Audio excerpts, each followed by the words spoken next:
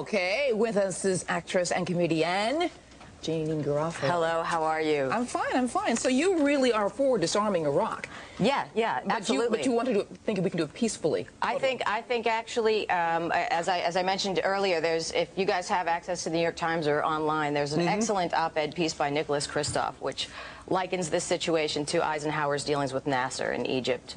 And Nicholas Kristof is talking about how containment actually does work and can work and saves lives of the troops and it saves lives of the Iraqi civilians. And in our case, it's going to, I think, be very helpful in ratcheting down extremist retaliatory strikes. And that is about Nasser. And Nasser and Ike went against. He actually played the role of the French a little bit and said, you know, I don't think I'm going to get involved because the Suez Canal is going to be cut and all this stuff.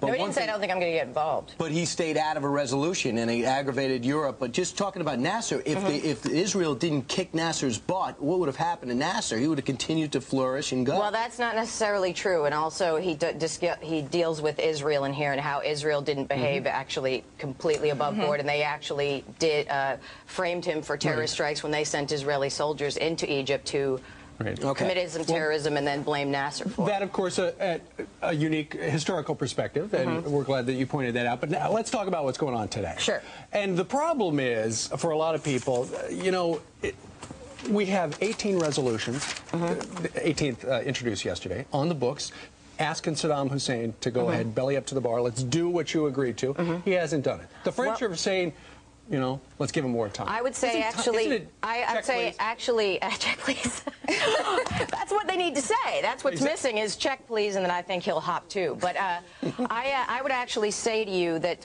some of the reasons that he may not be as compliant as he should be, but also he's been more compliant than our news has led us to believe. I have satellite dish TV and international news, and Hans Blix. Are you watching Al Jazeera? I like to watch Al Jazeera. No, I'm kidding.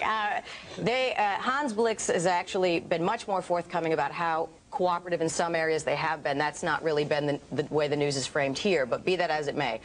I think the Clinton administration made it clear, and this administration makes it clear, that compliance is irrelevant. Madeleine Albright was unfortunately, very vocal about compliance is irrelevant and sanctions don't get lifted until he's gone.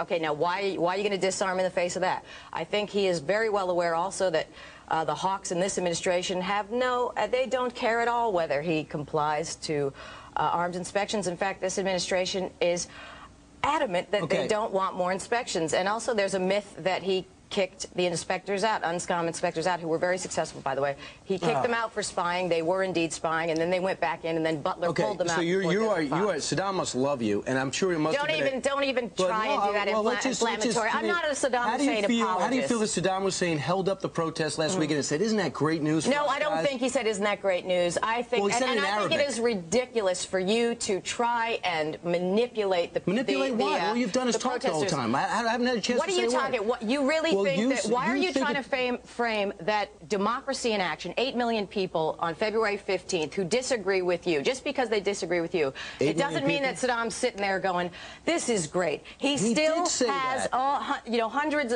of thousands of troops breathing down his neck. No, he didn't. What, did you hear him say? Do you think that 150,000 troops, if they weren't breathing down his neck, there'd be inspectors in there? Yeah, I do think there'd be inspectors in there. Just in the way that UNSCOM was successful, he said no. UNRWA can be successful. He said no for 2.5 years. He said no for 2.5 years after UNSCOM was proved to be spying. Then Rickler pulled them out. Couldn't get him to declare his weapons. They had to use other means. Hey, UNSCOM was extremely successful. Extremely successful. If it wasn't for defectors, they would have had nothing.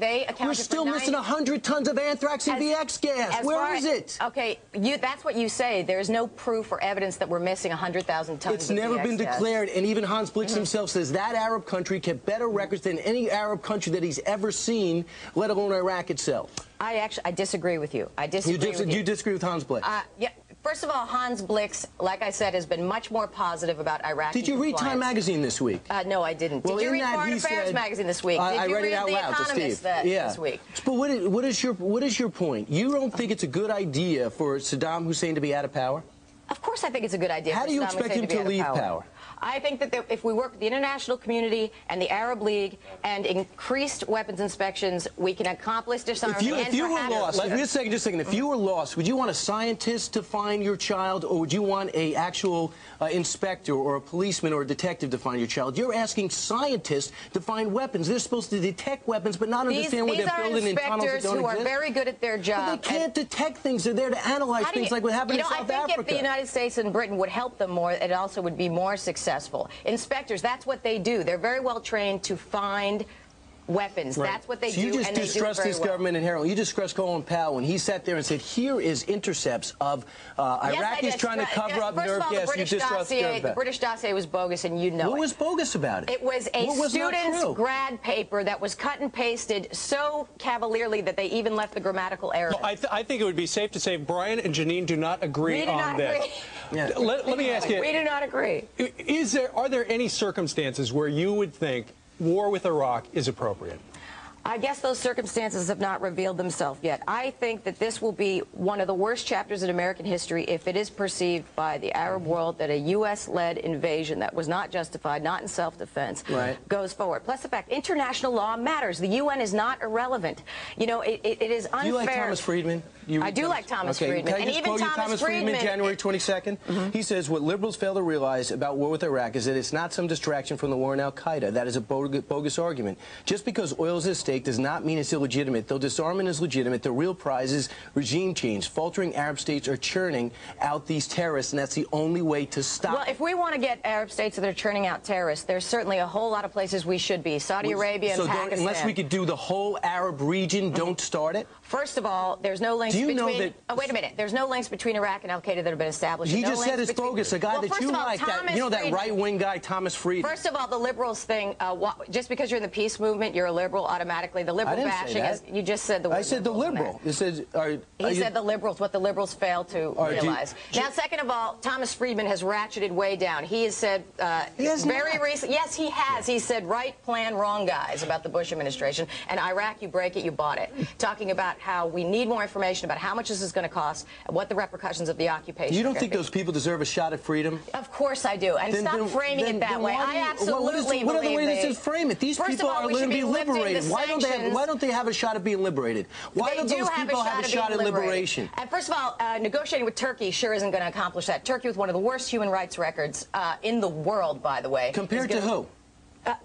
You think they have a worse human rights record than Iraq? They're number 4. You do the Turkey rankings? is number 4. I don't have... Do you think that Foreign Affairs magazine and The Economist are just these bogus Let me just, 60 rags? Minutes, that right-wing organization, 60 Minutes, here it is. He says, this is Mr. Sharistani. Why did you just say 60 Minutes? Because you've accused this network of being a mouthpiece for the White House, so I don't want you to use this network. Because it is. How do you figure that? Anybody that watches Did Dick Cheney Fox leave talking points on my voicemail this morning? Probably. Yeah. And I would say, and I'm willing to everybody play knows that Roger Ailes, and everybody knows that Roger Ailes is in touch with the White House. And what has Geraldo Rivera been in the past? And what has Alan Combs been in the past? And you ever watch any of these shows? And who is actually an independent? Is it Bill O'Reilly?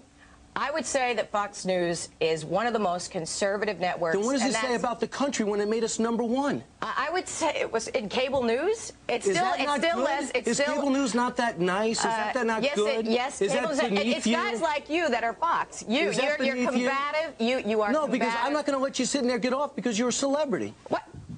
Why am I... What the hell does me being a celebrity have to do with anything? Well, that's the only reason... What does my occupation have to do with That's the only reason you're here. Yeah, exactly. So why don't you book somebody you have more respect for in the anti-war movement? No, I just think it's time for you to be challenged. Thank you for joining Fox and Friends. We're going to continue this debate. They're actually going to go into the break and continue this into the green room, but right now we're going to go to Fox News Live with John Scott. John, take it away. I think I'm amped and ready to go. Thanks, Janeane.